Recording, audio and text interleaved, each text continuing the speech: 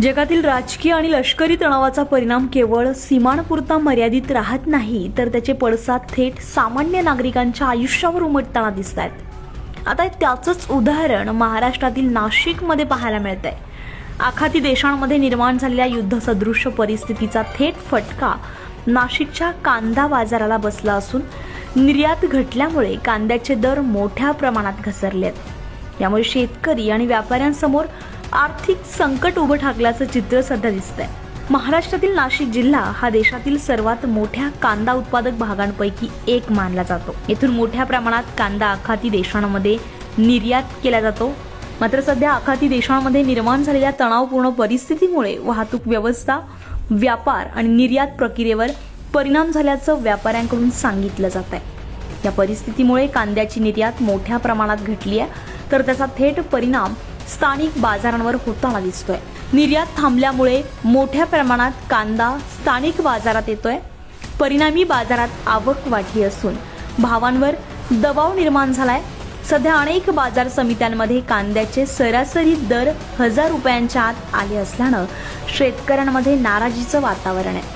उत्पादन खर्च वाढत असताना बाजारभाव घसरल्यामुळे शेतकरी आर्थिक अडचणीत सापडल्याचं सांगतायत। मागच्या हप्त्यापेक्षा इतका बाजारभाव कमी झालेला आहे की साधारण खर्च पण निघत नाहीये आणि लावणीला काढणीला जर विचार केला तर एक एकंदरीत 24,000 रुपये खर्च येतो, 12,000 रुपये दोन्ही, आणि मजूर पण मिळत नाही। त्यातली त्यात तुमचा कांदा जर बघितला आता तर 500 ते 700 रुपयाच्या दरम्यान जातोय। साधारण खर्च पण निघत नाही, इतकी वाईट परिस्थिती झाली आहे। त्यातली त्यात आपली युद्धजन परिस्थितीमुळे आणखीनच बाजारभाव कमी झालेला आहे। त्याच्यामुळे सरकारला एकच विनंती करण्यात येते की आम्हाला तात्काळ अनुदान देण्यात यावा। कांद्याचे दर घसरल्यामुळे शेतकऱ्यांसोबत व्यापाऱ्यांनाही फटका बसत असल्याचं निर्यातदारांचं म्हणणं आहे।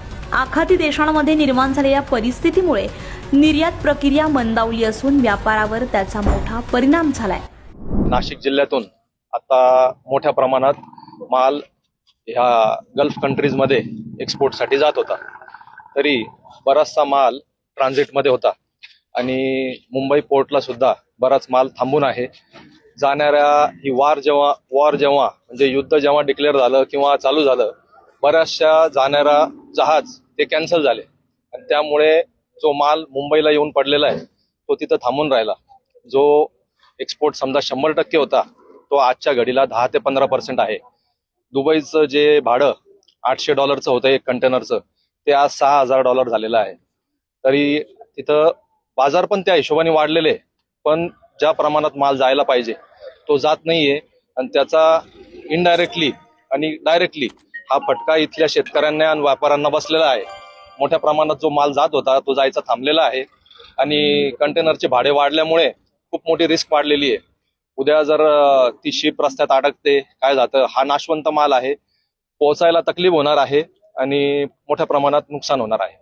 त्याचप्रमाणे क्रूड ऑइल जे आपल्याकडे येतं त्याच्यामुळे प्लास्टिक डेव्हलप होतं आणि प्लास्टिकमुळे बारदान येतं, तर बारदानचे रेट सुद्धा डबल झालेले आहेत आणि अवेलेबिलिटी सुद्धा कमी झालेली आहे।